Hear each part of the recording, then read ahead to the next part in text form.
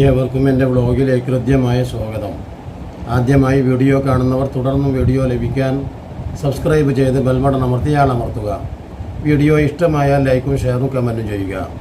ഞാൻ ഇന്ന് പറയുന്നത് പുതിയ ഒരു അപ്ഡേറ്റിൻ്റെ അടിസ്ഥാനത്തിൽ സാജിദയെക്കുറിച്ചാണ്. നമുക്കൊക്കെ സുപരിചിതയായ സാജിയെക്കുറിച്ച് എന്തിനാണ് കാക്ക നിങ്ങളിങ്ങനെ പറഞ്ഞുകൊണ്ടിരിക്കുന്നത് എന്ന് ചോദിച്ചാൽ, കാരണം ഇന്ന് ലൈവായിട്ട് നിൽക്കുന്ന ഒരു പ്രശ്നമാണ്. സമൂഹത്തിന് അവരുടെ പ്രവൃത്തികൾ, അവരുടെ ചെയ്തികൾ, അവരുടെ വാക്കുകൾ എത്രമാത്രം ദോഷകരമായിട്ട് ബാധിക്കുന്നു. അതുകൊണ്ട് മാത്രമാണ് ഞാനിത് പറയുന്നത്. സാധാരണ രീതിയിൽ വനിതാ വ്ളോഗർമാരും പുരുഷ വ്ളോഗർമാരും ഒക്കെ കാലങ്ങളായിട്ട് ഈ സോഷ്യൽ മീഡിയയിൽ അഥവാ യൂട്യൂബ് ചെയ്യാറുണ്ട്. അതിനൊക്കെ ഒരു പരിധിയും പരിമിതിയുമുണ്ട്. പക്ഷേ ഈ സ്ത്രീയെ സംബന്ധിച്ചിടത്തോളം എന്തെങ്കിലും ഒരു കമൻറ്റ് കണ്ടാൽ മതി, എന്നാൽ അവൾ അതിമേ പിടിച്ചു കയറിയിട്ട് പ്രശ്നങ്ങളുണ്ടാക്കും.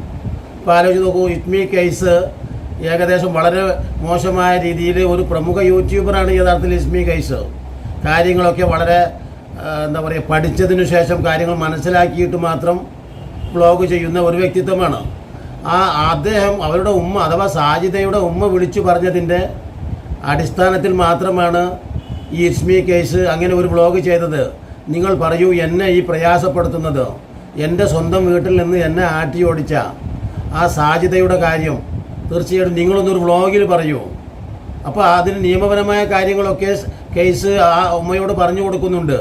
നിങ്ങൾ ചെയ്യേണ്ട പണി ഇതുമാത്രമല്ല, നിങ്ങൾ ന്യായമായിട്ടും ഒരു പോലീസ് സ്റ്റേഷനിൽ പരാതി കൊടുക്കൂ, എന്നിട്ട് കാര്യങ്ങളൊക്കെ അവിടെ പറയൂ.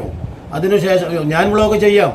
അപ്പോൾ തീർച്ചയായിട്ടും സത്യസന്ധമായിട്ട് ആ ഉമ്മ വിളിച്ചു പറഞ്ഞ കാര്യങ്ങൾ ഒരു യൂട്യൂബർ എന്ന നിലയ്ക്ക് പൊതു താല്പര്യമനുസരിച്ചുള്ള ഒരു ഹർജി പോലെ അദ്ദേഹം തൻ്റെ വ്ളോഗിലൂടെ വെളിപ്പെടുത്തി.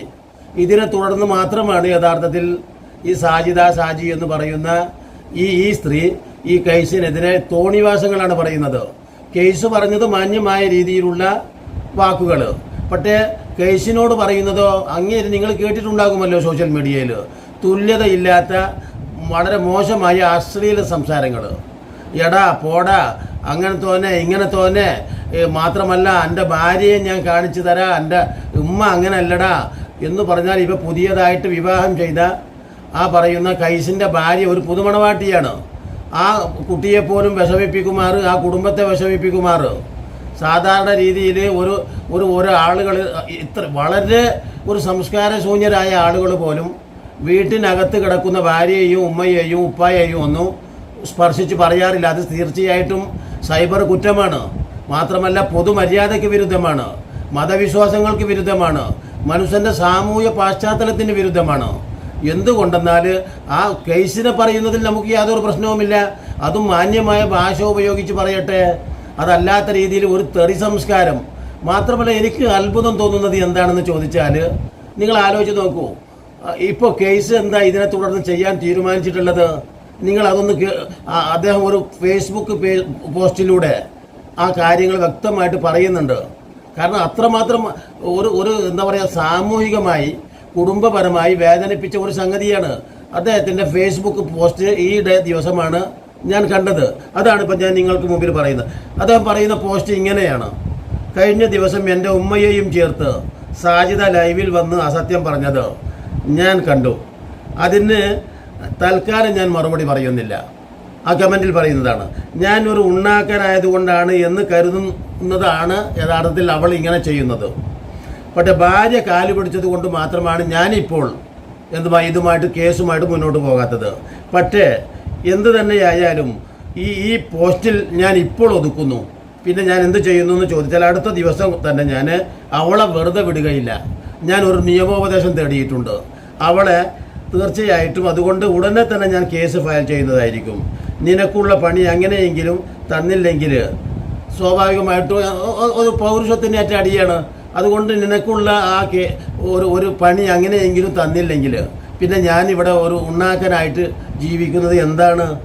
തീർച്ചയായിട്ടും ഞാനൊരു വീഡിയോയുമായിട്ട് അടുത്തു തന്നെ നിങ്ങൾക്ക് മുമ്പിൽ വരുന്നതാണ് എന്നാണ് ആ പോസ്റ്റ്.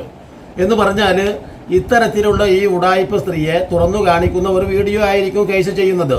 മാത്രമല്ല ആ സ്ത്രീയുടെ എല്ലാവിധ സംഭവങ്ങളും വെറും എന്താ പറയുക, അതിന് വേണ്ട പ്രൂഫുകളുമായിട്ട് ആ സ്ത്രീയെ പരിഹസിക്കുക, നിന്ദിക്കുക ഒന്നുമല്ല, മറിച്ച് ആ സ്ത്രീ പറയുന്നതും പ്രവർത്തിക്കുന്നതുമായി ബന്ധമില്ലാത്ത, നോക്കണം, മറ്റുള്ള ആളുകളെ എത്രത്തോളം അപമാനിക്കുന്നു, അഥവാ വീട്ടിന് അകത്തളത്തിൽ കഴിഞ്ഞുകൂടുന്ന, ഇതുമായി യാതൊരു ബന്ധവുമില്ലാത്ത ഭാര്യയെ, അതുപോലെ തന്നെ മക്കളുണ്ടെങ്കിൽ മക്കളെ, അതല്ലെങ്കിൽ ഉമ്മ, വല്യമ്മ, ഉപ്പ, ഇതിൽ അവരെയൊക്കെ വിളിച്ചു കൊണ്ടുവരിക.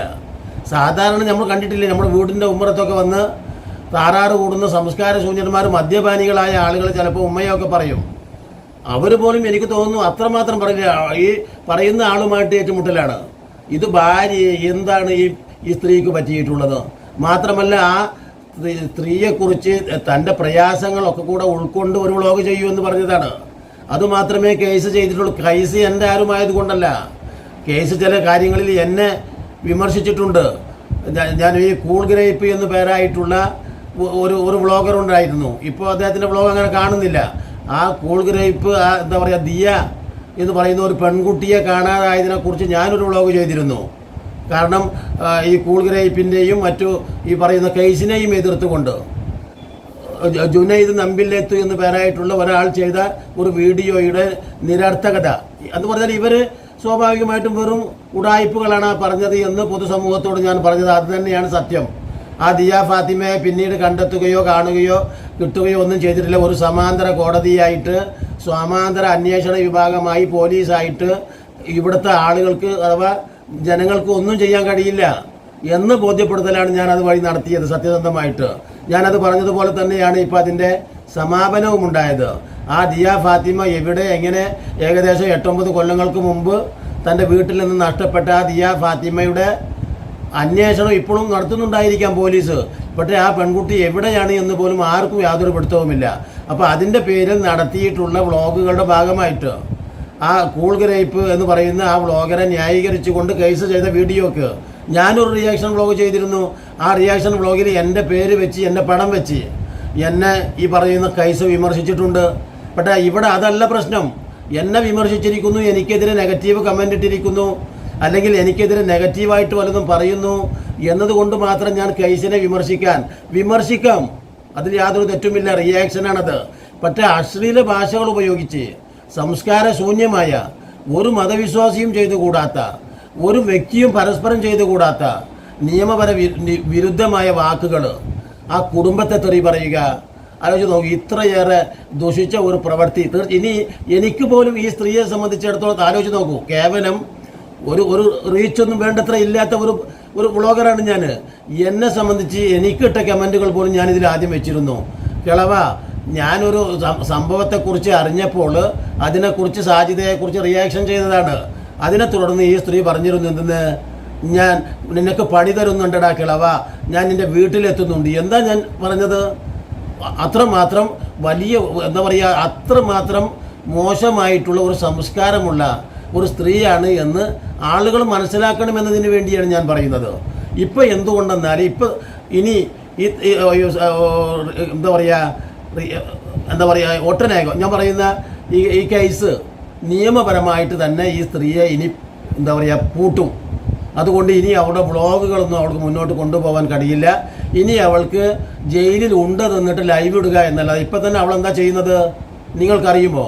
യഥാർത്ഥത്തിൽ അവളുടെ വ്ളോഗിനൊക്കെ ആദ്യകാലത്ത് അവൾക്ക് 120-130K ഒക്കെ പെട്ടെന്ന് തന്നെ റീച്ച് ആകുമായിരുന്നു. അങ്ങനെ ഒരു ദിവസം തന്നെ 1-2 വ്ളോഗുകളൊക്കെ അവർ അപ്ലോഡ് ചെയ്യാറുണ്ട്. അങ്ങനെയാണ് അവൾക്ക് 1 ലക്ഷം 2 ലക്ഷം രൂപയൊക്കെ പ്രതിമാസം യൂട്യൂബിൽ നിന്ന് വരുമാനം കിട്ടിയിരുന്നു. അപ്പോൾ അതിൻ്റെ ഒരു തള്ളലാണ്, യഥാർത്ഥത്തിൽ ഒരു അഹങ്കാരം കൂടെയാണ്, ഗർവ്. ഞാൻ ഏകദേശം 175K വന്നിട്ടുള്ള ആളാണെന്നൊക്കെ പറഞ്ഞിട്ട് എന്താ പറയുക, ജില്ലാ കലക്ടറേക്കാളും അഥവാ ഇന്ത്യൻ പ്രധാനമന്ത്രിയേക്കാൾ എൻ്റെ ലൈവ് ഉണ്ടായിരിക്കും. എന്താ അങ്ങനെ പറയാൻ കാരണം? ലൈവിൽ ഇവൾക്ക് തെറി പറയാൻ പറ്റും ആളുകളോട്. അതുകൊണ്ടാണ് ലൈവ് ഉണ്ടായിരിക്കുമെന്ന് പറയുന്നത്. വീഡിയോ ഇപ്പോൾ അപ്ലോഡ് ചെയ്യുന്നില്ല. ചെയ്യുന്ന വീഡിയോകൾക്കൊന്നും തന്നെ റീച്ചില്ല. 20K 30K ഒക്കെ ഉള്ളൂ. ആദ്യകാലത്തൊക്കെ അവൾക്ക് റീച്ച് ഉണ്ടായിരുന്നു.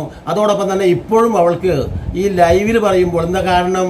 എന്തെങ്കിലും ഒരു നെഗറ്റീവ് കമൻറ്റ് കിട്ടിയാൽ ആദ്യമേ അവൾക്ക് പിടിച്ചു തൂങ്ങാം.